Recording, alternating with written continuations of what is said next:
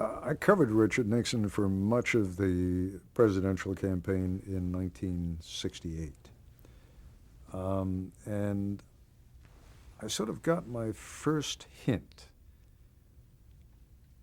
about what kind of a campaigner he was because I had just read Teddy White's book, and indeed I had it with me, his famous book, The Making of the Presidency, or The Making of the President, 1960, which, of course, was when Nixon ran for president against Jack Kennedy and was defeated. And because I had the book with me and was reading it while we were on the campaign, something struck me that would not otherwise have struck me. We were campaigning somewhere outside Detroit, Michigan, and everything about the Nixon campaign, especially in '68, was rigidly organized to the point that it was as close to heaven for the press as you can get. Our bags would always be picked up in the morning from outside our rooms. They would always be standing in front of our rooms when we got to the next place that night.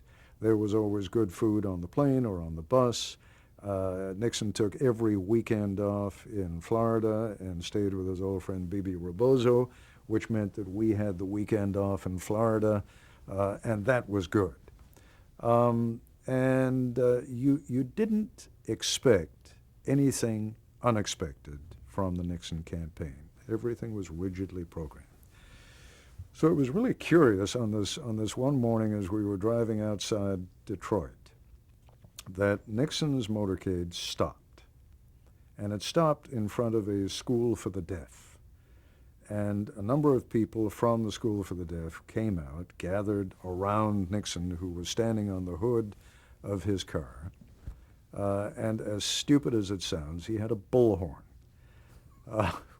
with which he told these deaf youngsters that he had had an aunt who was deaf and that he had always been very much impressed by her, and he spoke about this aunt, and that it was the memory of the aunt that caused him, when he saw the sign for the school, to order his motorcade to come to a stop. And he just wanted to talk to them for a few minutes to tell them what a wonderful woman his aunt had been and how he was sure that they would all turn into wonderful men and women too and lead useful and productive lives. And with that, he handed the bullhorn to an aide, got back in the car, and we started rolling again. And I thought, geez, that sounds familiar.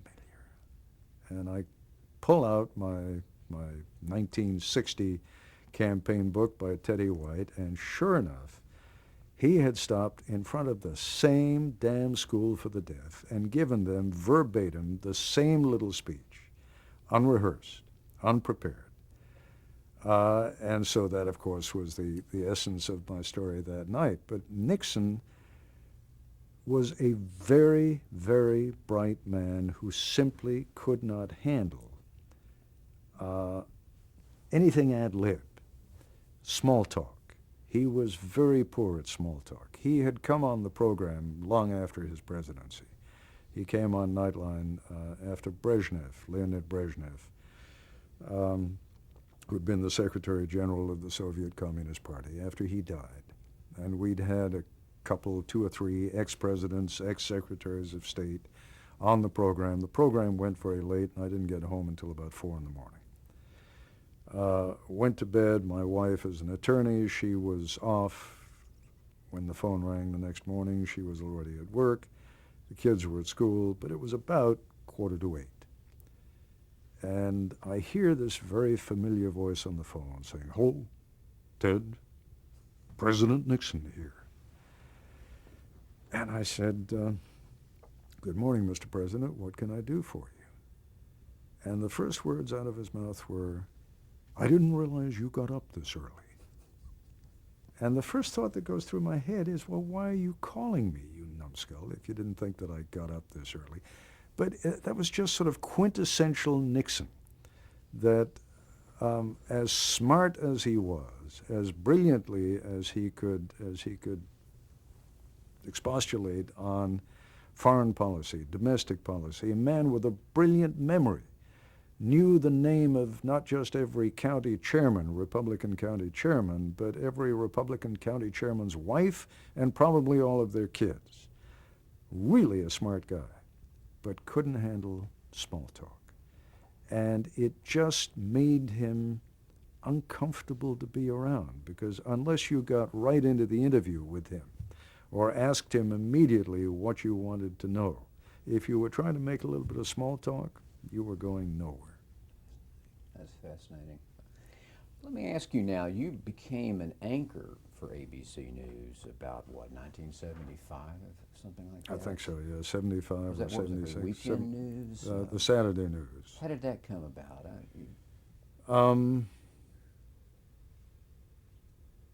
Well, I don't know how it came about. I just know that it came about. They offered me the job, and I was delighted to do it. I mean, was this something you wanted to do? Every correspondent out there sort of dreams. You know, correspondents are at the whim and mercy of producers and anchors.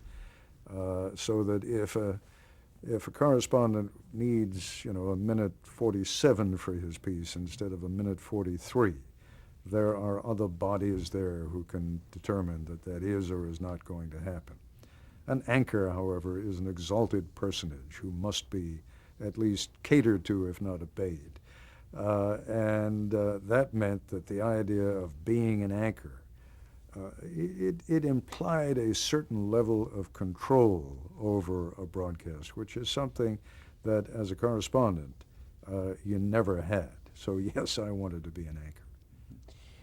Did you learn anything from that time that you anchored the Saturday? I believe it was a Saturday night news. Yeah, it was the Saturday news. In fact, was that different was from what you had expected. I mean, what did you no, learn it something was from it was very pleasant. I mean, first of all, working on weekends can be. I mean, it's not nice to give up the day off, but none of the executives are around.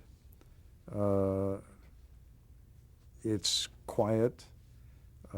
Every once in a while, a major story breaks on a weekend, and it allows you pretty much. I mean, I had an executive producer I got along with very well, and he and I were, in effect, able to shape this program into what we wanted it to be, and that was a lot of fun. I mean, time on a network, especially in those days, was golden. You know, I mean, if you can't get time on the air, you are literally making the sound of a tree falling in a forest when there's no one there to hear it. You can have the greatest story in the world. If you can't get it on the air, it doesn't exist. And we were both in a position, the producer and I, to get what we thought was important on the air. So that was good. Any big breaking stories that come to mind while you were anchoring that? No, I can't think of a one. Now, didn't you take about a year off about this time? I did. Why did you do that? My wife and I met at Stanford back in 1960. She was a doctoral candidate. I was getting my master's. She had done everything for her doctorate except write her dissertation. And we were married, and we had our first child, and it just became more and more difficult. And I had indicated to my everlasting shame that I wasn't at all comfortable with the notion of Dr. and Mrs. and Mr. Koppel. I mean, that really offended my male pride. So I had not, far from encouraging her to finish her PhD, I had discouraged her. And she had given in to my male pride. But it had always been a source of great shame to me that I had done that.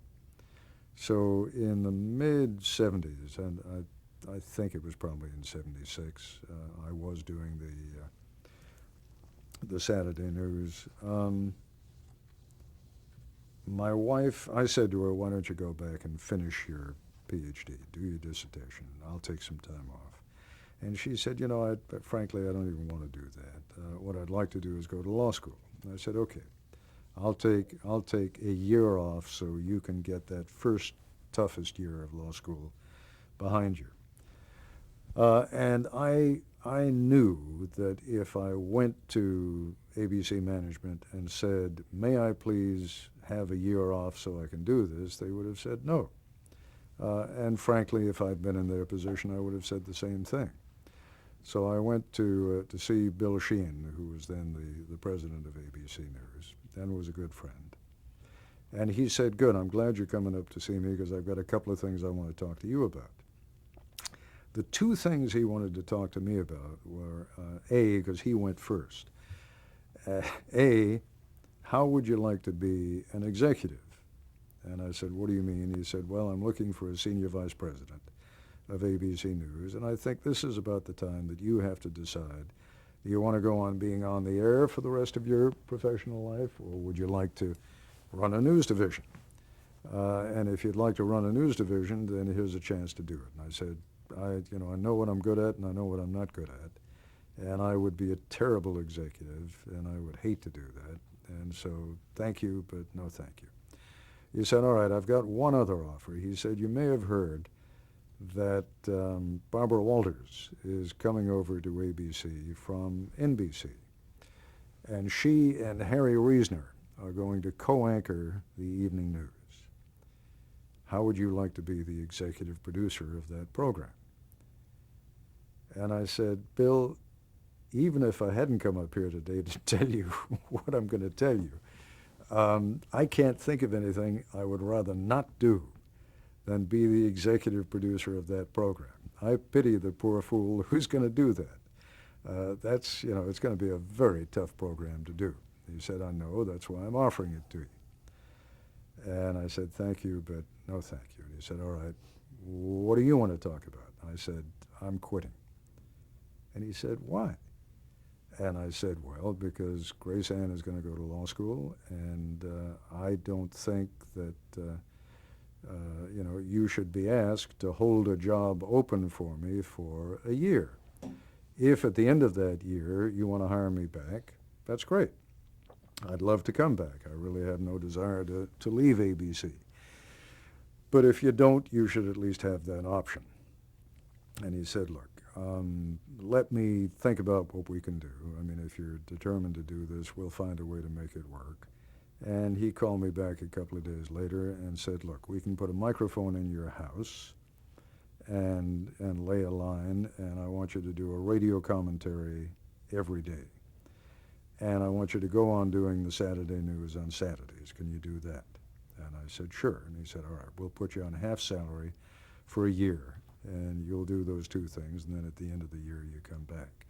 So he was really very, very generous about it, and for the better part of a year, it was probably the busiest time of my life, because I'd get up at 5 in the morning, and I'd get breakfast ready for the kids and Grace Ann and get them off to school, do the carpool on those days when I had the carpool.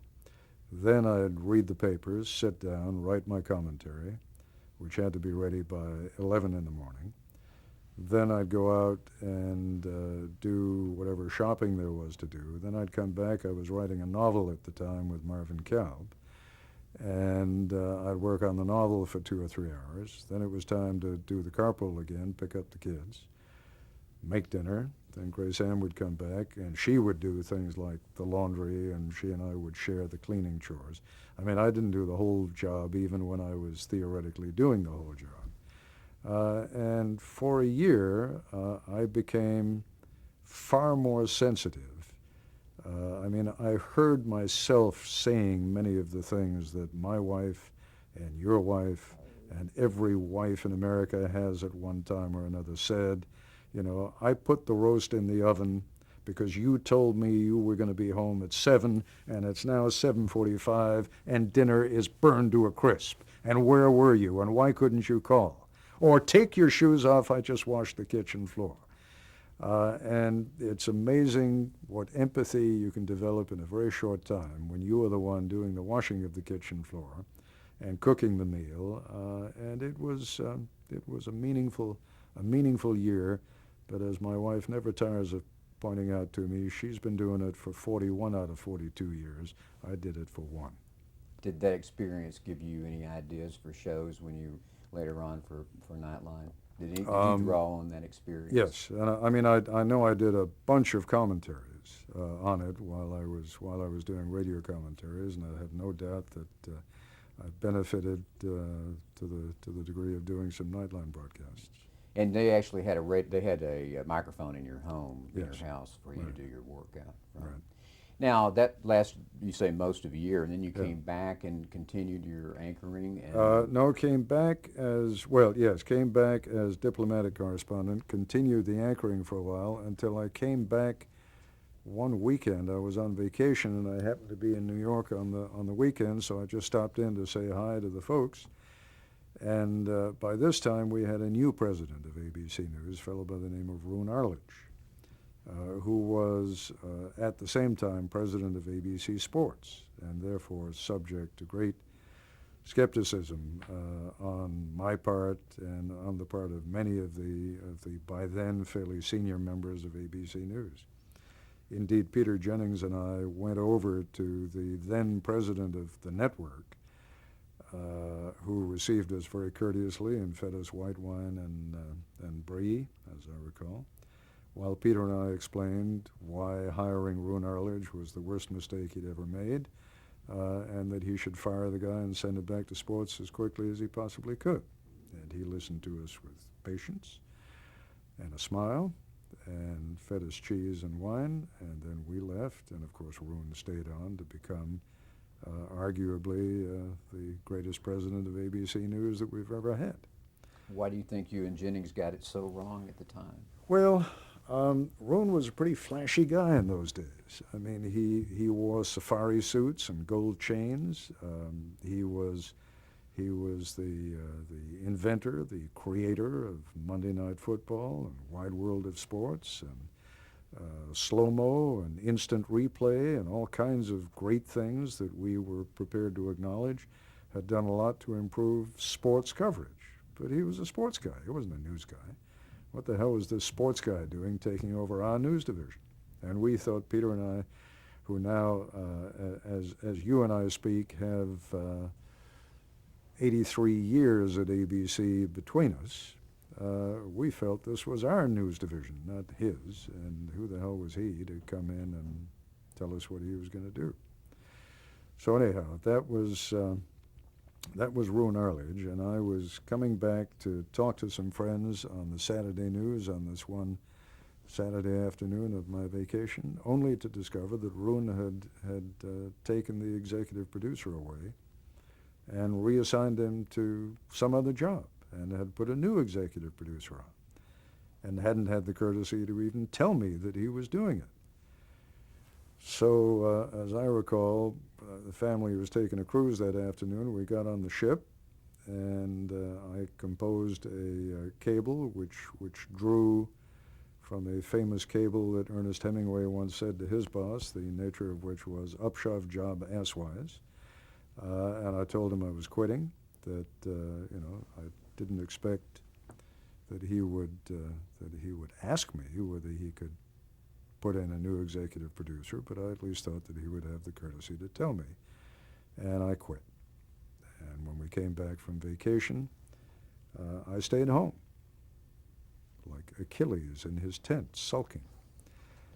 And I stayed home for about 3 weeks until I got a call from Roone's secretary inviting me to come up to New York for lunch. At which point I got my first Roone treatment, which was wonderful. I mean, he was just great. He took us out, two of us, for an expensive lunch. We had wine with lunch.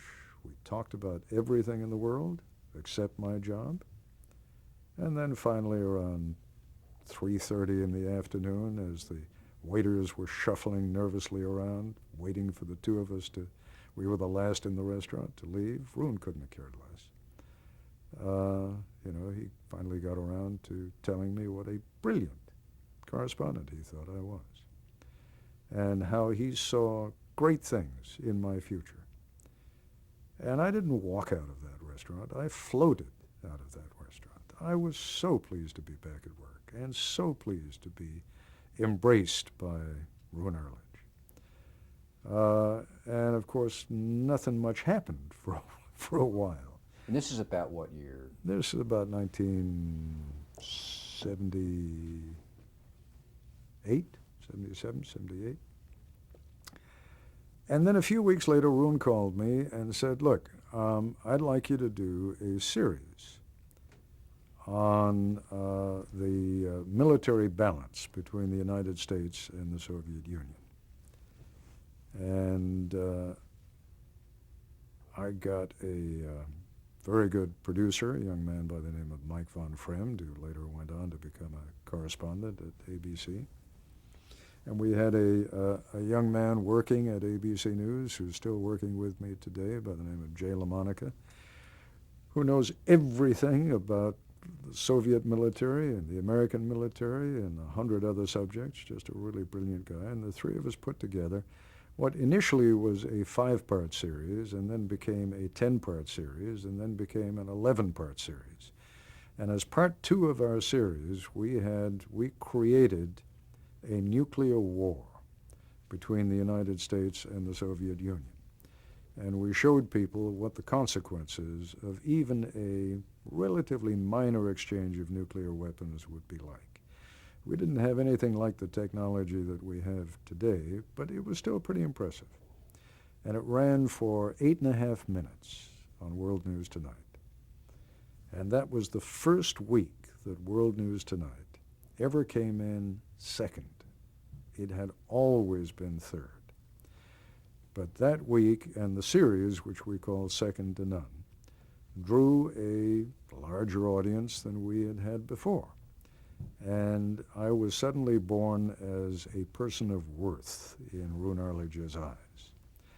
And a year or two later, when the hostages were taken in Iran, and when Frank Reynolds, who began anchoring America Held Hostage, wanted to take a night off for his birthday, it was suggested, I don't know by whom, but Roone approved it, that I anchored the show in Frank's absence, and I did. And I anchored it once a week for the next however many weeks it was until the 1980 presidential campaign began. And Frank was going off to places like Iowa for the caucuses, New Hampshire for the primaries. And I was asked if I would substitute on a more or less permanent basis. And I did. During that time, although Roone denied it for years thereafter, he went after Dan Rather for the job. He went after Tom Brokaw for the job. He went after Roger Mudd for the job, trying to convince them to come over and anchor this late-night program, which he could tell by then was going to be a permanent program. America Held Hostage would become Nightline in March of 1980. And none of those guys wanted to touch that program with a 10-foot pole. And so, for want of a better candidate, he left it with me. Did you know he was looking around for other? I was pretty sure that he was, and a good friend of mine and his, David Burke, who was his senior vice president, was sort of keeping me apprised of what was going on. And you know, as each of these guys turned down the chance to do this program, my chances sort of improved expositionally. Was the program that being done out of New York or Washington? No, when it was being done out of here, out of even when Washington. Frank Reynolds was still doing the... Sure, you have to remember, actually this is sort of an interesting little cautionary tale on how networks operate. You may recall that when Roone Arledge came on, he created a triumvirate of anchors. Max Robinson was in Chicago, Frank Reynolds was here in Washington, and Peter Jennings was in London. Nobody knows the story of why that happened. When Barbara Walters came on to anchor with Harry Reisner, it was determined in her contract that no other New York anchor could have more airtime than she did. And Roone was stuck with that reality. If Barbara was going to anchor from New York, he couldn't put anybody else on the program from New York who would have more time than Barbara. He could put anybody he liked on from Chicago or London or Washington. And so it was that for a couple of years, there was no New York anchor. None. Because to have a New York anchor would have been to subject themselves to Barbara's contract terms, which they didn't want to do at that point. Amazing. So there was Frank Reynolds in Washington, and there was Peter Jennings in London, and there was Max Robinson in Chicago. So that's why Frank Reynolds then was doing this America Held hostage out of Washington. Here. Okay. That's right. And then you were substituting for him. You were working out of Washington as well. That's correct. So where did the title for, as this show transmogrified into, as this show sort of transformed itself into Nightline, where did that come from, do you know? The title Nightline, who came up with that? It was the product of a long meeting that we had in Roone's office. Roone Arledge was there, Bill Lord, who was the first executive producer of Nightline, David Burke, who was one of the senior vice presidents, Dick Wald, who was another of the senior vice presidents, and I. And we were throwing titles around left and right, and everybody was crapping on everybody else's titles. And finally, Wald said, you know, in horse racing, they have a newspaper which carries all the information about horse racing that is called the Morning Line. Why don't we just call this program the Night Line?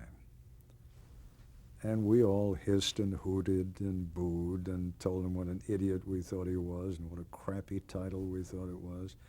And he said, well, I haven't heard anything better so far. And then Roone said, he said, you know, if we call it ABC News Nightline, it won't sound quite as stupid. And we were all getting pretty tired, and we weren't becoming much more creative, and so ABC News Nightline it was, and has remained. Well, let's back up a second. We're talking about America Held Hostage, which obviously began, I'm assuming, as simply a broadcast about the hostage crisis. I mean, a news broadcast. Right. How did it get to be a nightly thing? We're talking about before Nightline. I mean, who? Well, it's a very long story, and you're probably going to need more than 2 minutes Well, to. let's pick it up on this next There can. you go. All right. That's true.